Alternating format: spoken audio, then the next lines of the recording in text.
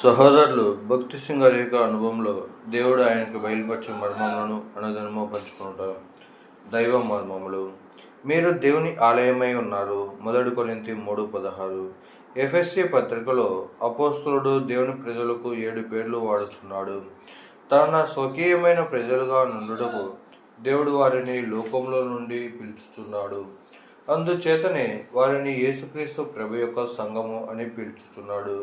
క్రీస్తు జీవము ప్రతి ఒక్కరిలోనికి ప్రవహించుచున్నందున క్రీస్తు శరీరమని వారిని పిలుచుచున్నాడు. ఈ శరీరమే దేవునితో నింపబడి ఉన్నది.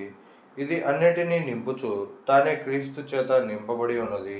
ఆ జీవం యొక్క సృష్టియే ప్రతి నరము, కండరములలోని సూక్ష్మ భాగము మరియు అన్ని చోట్లకు సరఫరా చేయబడుచున్నది. వారిని నూతన పురుషుడు అని పిలుచుచున్నాడు. ఇక యూదుడని హెల్లెనీయుడని లేదు. మానవ జాతి భేదములన్నీ గతించిపోయినవి. తండ్రి యొక్క దైవిక ప్రేమను మనము అనుభవించగలుగునట్లు పరలోక కుటుంబం అని పిలుచుచున్నాడు. మీరు దేవుని కట్టడము అని పిలుచుచున్నాడు. తిరిగి దేవుని మందిరము అని పిలుచుచున్నాడు. చివరిగా క్రీస్తు యొక్క పెండ్లి కుమార్తె అనుచున్నాడు. దేవుని కట్టడము అని మనము పిలువబడుటకు కారణము ఒక భవన నిర్మాణమునకు ఒక మచ్చు అవసరము కనుకనే.